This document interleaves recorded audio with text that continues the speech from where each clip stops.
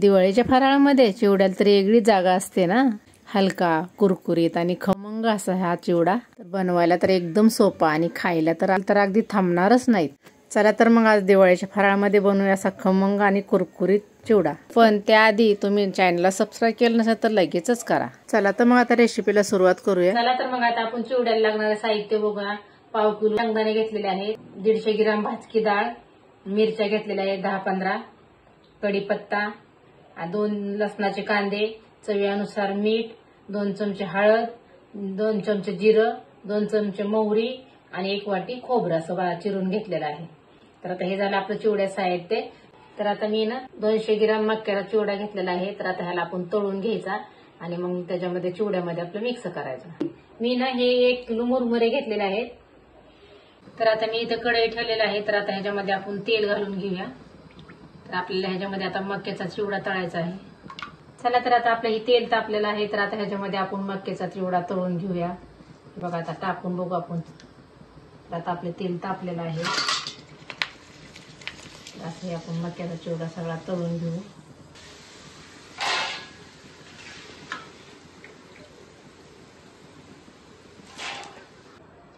तर आता आपण मक्याचा चिवडा तळून घेऊ.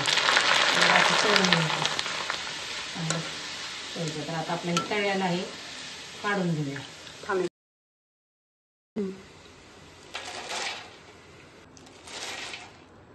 तर आता आपण काय करू, शेंगदाणे तळून घेऊ. चांगले शेंगदाणे असे तेलामध्ये तळून घेऊ. तर आता बघू शकता आपले चांगले शेंगदाणे असे तळलेले आहेत, खरपूस लाल झालेले आहेत. तर आता ह्याला आपण काढून घेऊया. हे बघा बघू शकता. तर आता ह्याला आपण ताटामध्ये काढून घेऊ. तर आता आपण शेंगदाणे असे तळून घेतल्यात ना, तसंच आपण खोबरं पण लालसर चांगलं तळून घेऊया. तर आता खोबरं आपलं चांगलं लालसर झालेलं आहे. तर आता ह्याला आपण काढून घेऊया. हे बघा असंच खोबरं आपल्याला तळायचं. लय पण करपलं ना मग करपाट लागतं. तर आपल्याला लय पण करपायचं नाही, असं लालसरच तळून घ्यायचं. बघू शकता तुम्ही असं लालसर झालेलं आहे. काय बायका काय करतात की लय करपून देतात, मग ते करपट दिसायला पण करपल्यासारखं दिसतं. तर थोडंसं असं लालसरच तळून घ्यायचं. तर आता मी ह्याला काढून घेते. तरी आता आपण एकत्रच काढून घ्यायचं सगळं. तर आता त्याच प्रकारे आपण डाळ पण तळून घेऊया. जास्त तळायची नाही आपल्याला, थोडीशी अशी लालसर करायची, जास्त करपून द्यायची नाही. कारण आधीच डाळ ही भाजलेली डाळ असते भाजकी, त्यामुळे थोडीशी अशी घ्यायची तळून. तर आता बघा आता आपली डाळ थोडीशी अशी लालसर झालेली आहे. तर आता ह्याला आपण काढून घेऊया. सर्व जिन्नस आपल्याला आता एकत्र जरी करून घेतले तर काहीच हरकत नाही. तर सगळे एकत्रच असं काढून घ्यायचं. तर तळणीचे पदार्थ सगळे आपले तळून झालेले आहेत. आता आपण मसाला बनवून घेऊया. तर आता आपण मोहरी टाकून घेऊ तेलामध्ये.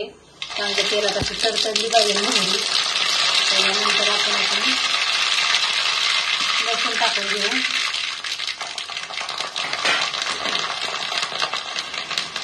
त्यानंतर आपण मिरची, कढीपत्ता,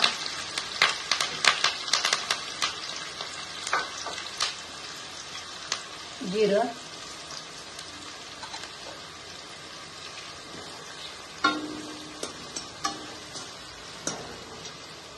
सर्व जिन्नस सगळे भाजून घ्यायचं. तर आता आपल्याला काय करायचं, गॅस बंद करायचा. आता हे आपली फोडणी दिल्याच्या नंतर गॅस बंद करायचा. बघा लालसर झालेला आहे गॅस. आता आपल्याला चालू ठेवायचा नाही. आणि आता ह्याच्यामध्ये आपल्याला हळद आणि चवीनुसार मीठ घालून घ्यायचं. तर आता हे मोठं 2 चमचे हळद घेतलेले आहे. तर आता आपण ह्याच्यात हळद टाकून घेऊया. 2 मोठे चमचे मीठ चवीनुसार घ्यायचं तुम्हाला जसं हवं. आता हे तेल गरम आहे तोपर्यंत आपल्याला परतून घ्यायचं. थोडंसं कोमट आहे तेल. आता गॅस बंद केलेला आहे आपण. थोडंसं गरम आहे तोपर्यंतच मीठ आणि हळद टाकून घ्यायची. जास्त गरम असल्यावर हळद टाकल्यावर पण हळद करपून जाते. त्यामुळे आपल्याला गॅस बंद केल्याच्या नंतर थोडंसं कोमट तेल असतं तेव्हाच हळद टाकून घ्यायची. चला तर आता हे आपला मसाला बनवून तयार झालेला आहे. तर आता आपण ह्याला कोरंबऱ्यामध्ये मिक्स करून घेऊया. तर आता आपण काय करू, तर आता ही तळलेले शेंगदाणे, खोबरे, डाळ आपण ह्याच्यामध्ये टाकून घेऊया. तर आता आपण मक्याचा चिवडा पण ह्याच्यामध्ये घालून घेऊया. तर मी आता ही लसूण शेव घरी बनवलेली आहे. तर आता आपण ही चिवड्यामध्ये टाकून घेऊ. तुम्हाला जर लसूण शेवची रेसिपी बघायची असली तर आपल्या चॅनलवर व्हिडिओ टाकलेला आहे. आता आपण काय करू, मसाला सगळा आपण ह्याच्यामध्ये टाकून घेऊया आता आणि चांगला मिक्स करून घेऊया. बघा आता तळलेला मसाला आपण ह्याच्यामध्ये टाकून घेतलेला आहे. तर आता ही चिवडा मी 2 जागेवर केलेला आहे, कारण कुरमुरी आपले जास्त होते ना, एका जागेवर हलवायला आलं नसते एका घमेल्यामध्ये आपल्याला. तर 2 जागेवर करून घेतलेला आहे. तर 2 जागेवर केले तरी पण बघू शकता तुम्ही असं जास्त झालेलं आहे, हलवता येत नाहीये. तर हे चांगलं आपल्याला सगळा मिक्स करून घ्यायचं, म्हणजे हळद मीठ मसाला सगळा कुरमुऱ्याला लागेल. तर सगळं असं मिक्स करून घ्यायचं. बघा चांगला असा मिक्स होतो. बघा असं चांगला मिक्स करून घ्यायचा, म्हणजे आपलं हळद मीठ मसाला हे सगळं चिवड्याला लागतो. तर चला तर मग आपला असा खमंग कुरकुरीत चिवडा बनवून तयार आहे.